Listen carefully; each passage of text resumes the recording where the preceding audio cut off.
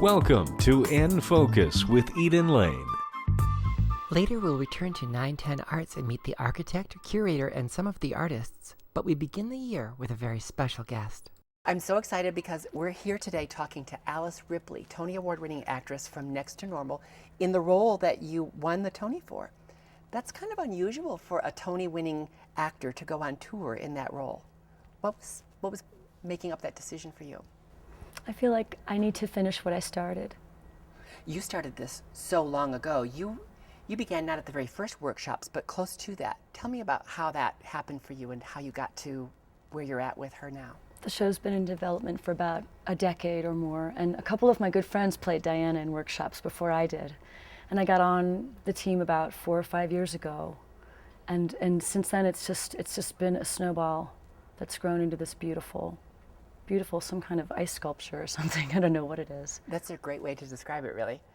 I've heard the show described as not just a feel-good musical, but a feel-everything musical. That's a really common quote, but it really is. And I think people get sort of hung up on the idea that your character is bipolar, but it seems more about grief to me. Do you think I'm off base there? I think you're right. I feel the same way, Eden. I do. Oh, good. I always say that. I say that if I were to represent any group for the show, it would be people that have grief, unexpressed or otherwise, which is everybody. It is. Everybody. And your character happens to also be bipolar, so we're seeing her approach that through that lens. What is that like for you to have been involved with it for 5 years, to have this emotional work every single night? It takes a lot. It takes a toll on my core energy and my psyche. And I have, through the fire, learned how to keep my system intact, a system I've devised to keep myself at a place where I can do Diana 8 times a week. I can play this role and survive it. But most of my day, every day, is spent either playing her, recovering from her, or preparing. How do you recover from her? This morning I stuck my face in some ice. And yesterday you found a new friend in Denver. Who's that? I have tons your of friends. stuffed animal? Oh yeah, that's a very special friend. I have made several friends since I got here a couple days ago. Yeah, at the Walgreens. They're selling giant stuffed animals, and I wanted to get the teddy bear because I had this image of just walking down the street dragging the teddy bear by the hand because its head was this big. But it's going to be easier to travel with the dog that I got, which is just about half the size. Did you name the dog yet? Not yet, but I know that people were asking me They to, were? so I guess I better put some thought to that. Also, on Facebook and Twitter, some of our viewers wanted to know, what was it like for you when you won the Tony? We know you had been nominated before, but this is your first Tony, correct? Yeah. What did that feel like? It was incredible. The only way that I can describe it would be that 45% of me was going, well, yeah. You kind of have to feel that way, don't you? Well, I've been doing this for Yeah. over 30 years. What I do on stage, just doing the thing on stage. So you're working towards something. Mm-hmm. So part of me goes, well, this is great. This is not too much. This is exactly what I wanted. But this 55% of me was going, holy jeez, I can't believe it. I can't believe this is happening to me. And it put me in a position of leadership that I like. That's an interesting way to look at it. It puts you in a position of leadership. Tell me what you mean by that. In the community, I feel like whether I liked it or not, I was suddenly very Alice in the community. My Tony speech and my what I get to deliver to the audience with Diana, they get to see part of me through her. And I'm happy about that because I like having a place in the community where I know where it is. I'm talking about the theatrical community. And you've shown leadership since then in that you're sort of sticking up and looking out for the cast of Spider-Man as they're experiencing challenges, and you've gotten a little attention for that. What is that? Did that surprise you that people reacted that way? I'm still surprised when I'll tweet something and somebody else is interested, besides the 10 people that I think might be interested, like my family. So I see that as a responsibility that I take seriously. And when I do say something, now. You know, I make sure it's something that I really feel. And when I made that tweet about Spider-Man, which they repeated on Good Morning America. I mean, that was a very Alice, you know, that kind of question. But it's not rhetorical. No. I want I was looking for an answer at the time. Now I've moved on. You know, other things interest me now. But I have a consideration because I have friends in the show. Yeah. And friends who were involved, who were on stage when these things were happening. Yeah. And so, you know, you become protective. You start to be concerned about your friends. And then you start to realize, I started to realize, that's me. That's me. I mean, I am a working actor who could be in that show right now, and if I were in it, I would want somebody to be speaking for me, because it's not as easy when you're in the show to do it. We talked about that you had been nominated before, and I got to see you in that nominated role with a wonderful partner, Emily, and I forgot her last name. Emily Skinner. Emily Skinner. You got to play conjoined twins in Sideshow. Obviously, another lighthearted role. Is there any similarity to the way you would approach that sort of seriousness and the way you approach this role in Next to Normal? I think that the shows have a lot of similarities. I'm so relieved that you said that. People who feel like they're the only one. Yeah. They're on the outside somehow. They're the only one. In Sideshow, it was, I'm the only one who feels like I don't belong. I'm the only one who feels like I'm not pretty, perfect enough in some way. With Next to Normal, it's people who feel like I'm the only one who's felt that way, the way that Diana feels as a manic depressive bipolar mother of two, suburban housewife who pulls it off. She pulls it off for a long time. She does a really good job. And if she didn't have a natural desire to heal, she would still be trying to pull it off. But her natural desire to heal, which is in every woman, because Diana is every woman. You talk about the reaction when you see some of the audience afterward, the look on their face, even though you don't, I'm going to paraphrase you, even though you didn't know them before, you can see that they're changed for having been in the audience. What does that mean, and how does that feel? This is interesting because we're talking about my soul now. Mm-hmm. And this has always been a job to me, a job that I love. I take it seriously, But at the end of the day, that I'm an actor. Well, I want to still be able to say that, but I have to do daily work to remind myself that I am just an actor in this. And part of it is because of the way that the audience receives me when I come out of the theater. They really, it's different than any audience I've ever encountered before. And it does feel like they're all family, and I know they aren't. And I have to remind myself that sometimes. And it's the impact of the show. The show shatters people's hearts in a way. That's also the joy of the kind of work you get to do as an actor. Every night it's a shared experience. You're breathing the same air with that audience. It's happening right now for them, as opposed to canning the work and doing it later. Your album is coming out. That's a very different way of sharing yourself. That's something that you do on your own and then send out into the world. And it's coming out just in time for Valentine's Day. Tell me about that. This is an album of songs, 10 songs that I chose. It's going to be a series of albums. This is volume 1. It's called Daily Practice. And it just has a portrait on the cover that I took with my iPhone, because I have thousands of self-portraits. This thing I do, it's like this obsession of mine, fetish or whatever you want to call it. And I just can't believe I just outed myself. But the cover is one of those photos. It's very raw, and the sound of the album, the photo is raw. The sound of the album is like as literally as if I had my guitar, which I was going to bring actually, but I thought we wouldn't have time. I would have loved that. To play for you, because the album was captured just me playing and singing, and that's how it was recorded. And there's no other instrumentation, no other sounds on the album but that.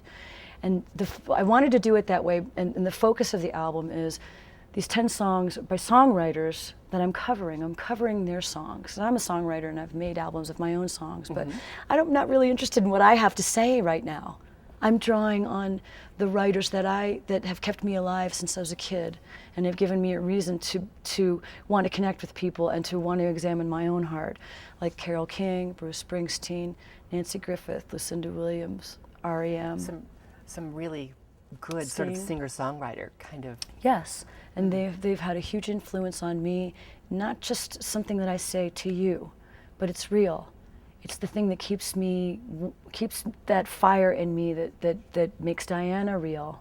The fire of wanting to share who I am and trying to remember who I am. So the album means a lot to me, even though they're somebody else's songs. Do you think you're focusing on other people's songs as opposed to your own right now, in part in reaction to playing Diana for so long? Yeah, I think so.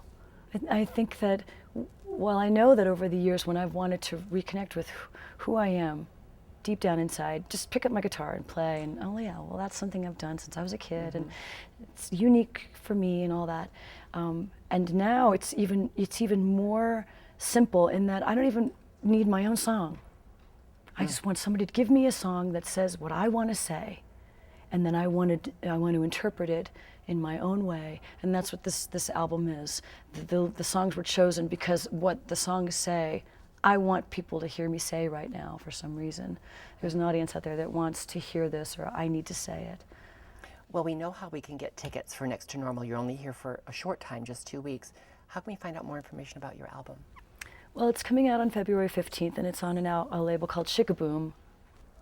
And it's going to be available online. It'll be really easy to find online. You'll be able to, when it's released, it'll be easy. There'll be some video of the making of it, and they'll definitely get the audience excited. It'll be easy to find it if you're a theater person and you go to any of the theater sites online. It'll also be on iTunes and Amazon.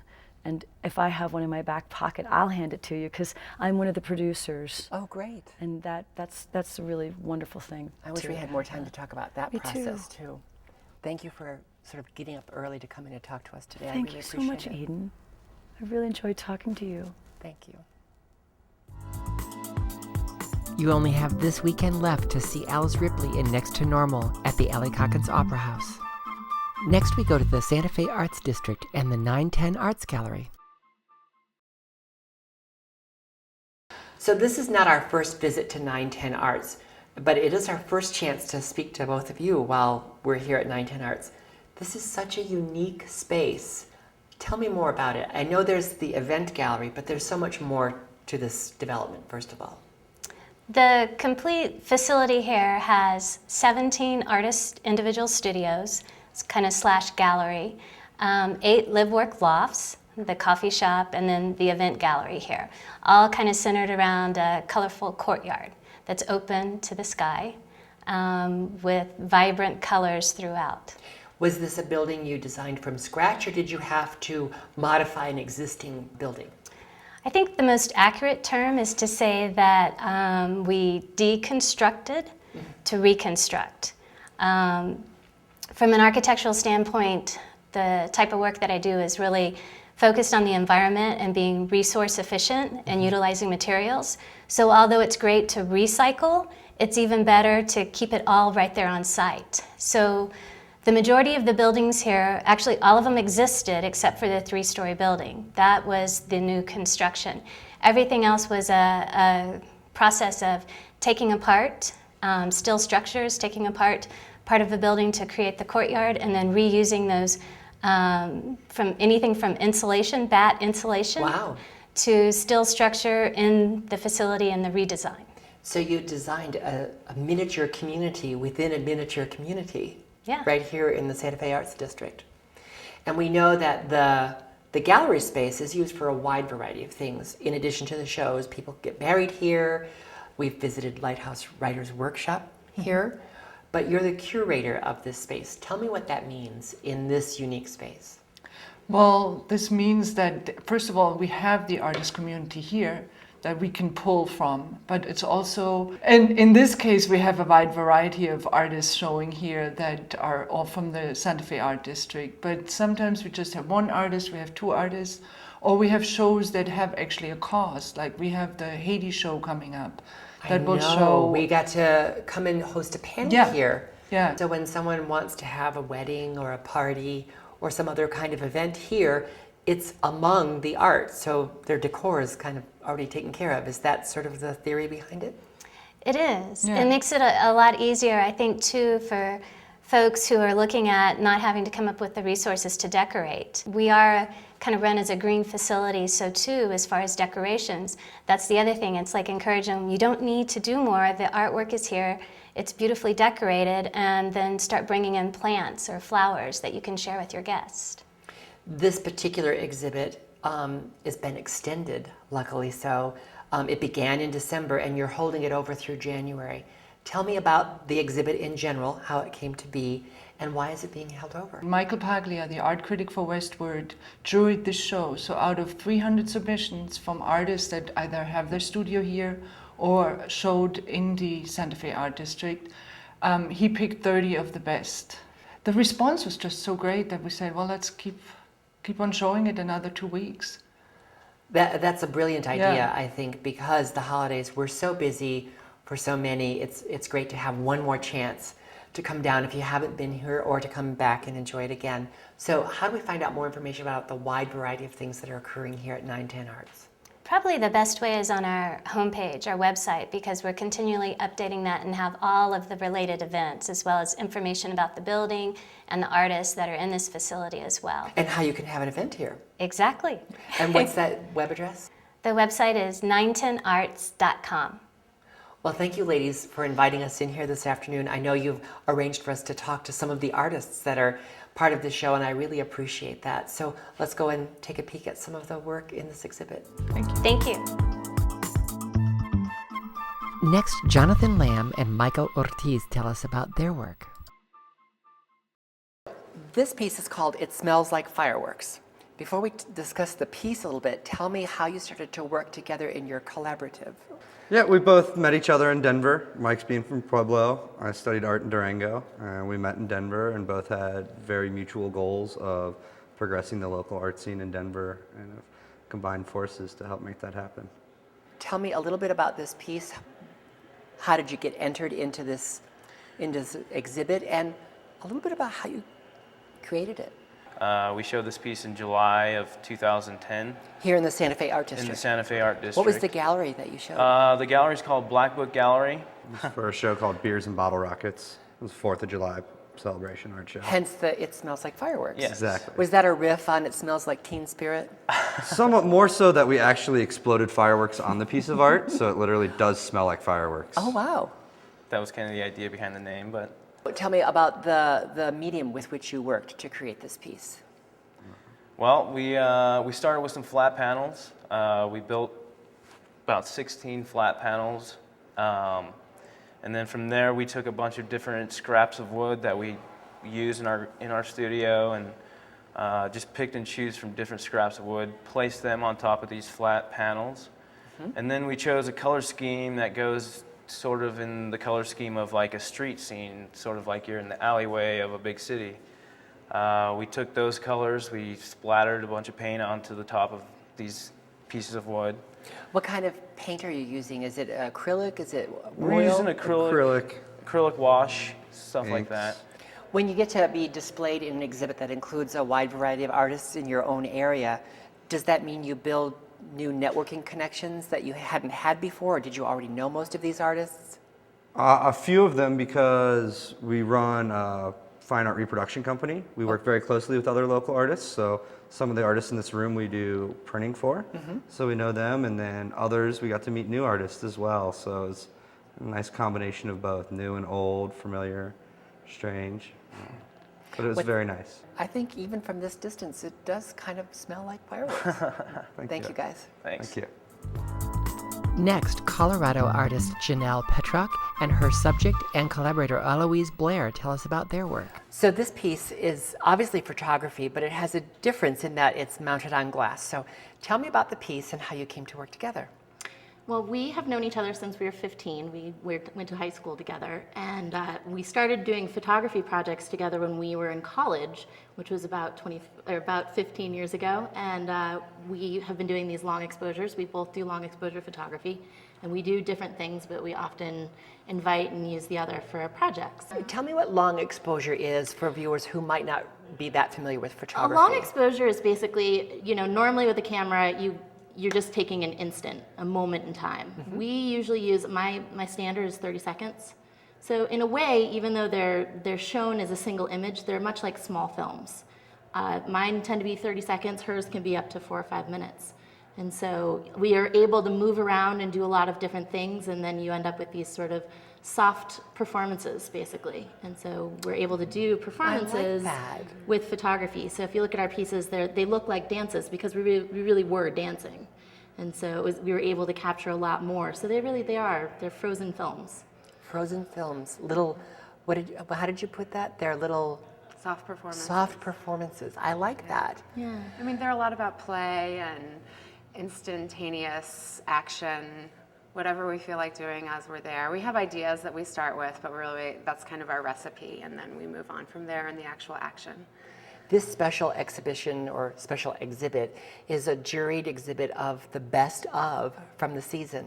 How did that happen for you and how did that feel? It was really exciting for me. I actually had a big show this fall, and it was my first real show where I was able to show a full body of work. So I showed 15 images, and then I brought my work to the Best of Denver and got chosen out of a huge field, and I was just absolutely floored and thrilled. And then when I got to see the other artists in the show, some of them I've respected and really loved their work for many, many years. So it was really quite an honor to be chosen to be with this group. So, you know, and it's fun to bring something that I don't think a lot of people have seen because it's a very unique process. It's actually something that has only printing, it's actually plexiglass, it's not actual glass, but being able to print onto plexi is something that's only very recently been even possible. Oh. So, you know, I've seen it done a little bit, but very little. And so it's really fun to play with it and have something that's sort of new in the art world. Well, it really draws the viewer in because it looks like layer upon layer. And as you told me, it's really just the light playing with the image. It's one piece of glass about an inch off the wall, and then the light goes through and it creates shadows, which ends up with this multi-dimensional 3D effect that, depending on where you stand in the room, it changes. Some of them can even like almost follow you around the room in sort of a creepy way. Find the motion in what they were doing. Yeah. Now, when you found out that you were selected for this collective exhibit, did you call your subjects? And Absolutely. what was that call like? We were really excited. I mean, she called and was like, we're going to be in a show. And I was like, oh, that's so wonderful. You know, it's just great as emerging artists. Every time you get an opportunity to be represented in a best of show, it's really thrilling and helps, like, you know, boost your morale for creating more pieces, as well as just make you feel like what you're doing is worthwhile and that people are appreciating it. So. Well, I can see why you were selected to be in this collective exhibit, and I hope people come by and appreciate it because it is really interesting and textured. Thank you for sharing it with me today. Thank you so much. Our last visit is with Mike McClung, and he tells us about his work, Gardens. So Mike, this piece, it's a very large-scale piece, and you told me it's on paper. So Yes. Is that the medium that you normally work in? I do usually work with paper. I burn paper, so this piece is a little atypical, but it's a pyrograph. So I've pyrograph? have 20,000 burn marks on a large sheet of paper. And what's the medium that adds the color? Those are silk screens. It's screen prints that have been layered on top of the burns. How did you begin to work in this format? I used to be a painter, and kind of thought of myself as a painter. And then as I was working as an artist, I realized there are so many things to do, and I wanted to do something different. And when you found out you were selected for this best of exhibit, what did that feel like? It was so exciting. No, it was great. Any exposure for an artist is really important and wonderful. So to be included in a show of really my peers here in the art district, it's great. Have you had the chance to go and see your piece displayed in someone's home that's begun collecting your work? I have had a few experiences like that. It's always fun to see your work when it's up on somebody's wall, and even more so when you happen into someone's home and don't know that they have it. So what goes through your mind when exciting. you see a piece that you labored over living in someone's collection? It's definitely an adrenaline rush. Yeah, it's a real boost to see that somebody not only liked a piece, but they liked it enough to actually want to include it in their own collection. So you say you started off as a painter, but have developed into this new format. What did you call it?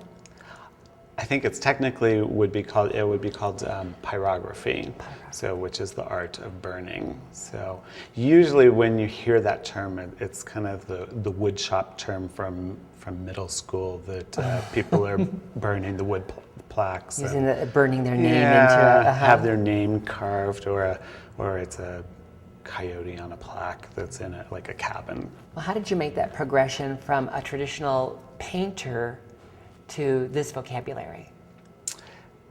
I think it's kind of the yin yang type thing. I actually one morning woke up and I knew exactly that I was going to at least experiment with the burning of the paper and how I was going to do it and what it would look like. Well, it's really impressive, and until you said that, I don't think I would have guessed that it was burning, but now that you've said that, I can see clearly that that's what that was. It's really lovely. Thank you for sharing it with me today. Thank you. That's all for this edition. Remember to join us on Facebook and Twitter. With all that Colorado has to offer, we're here to help you keep it in focus. Thanks for watching. Good night.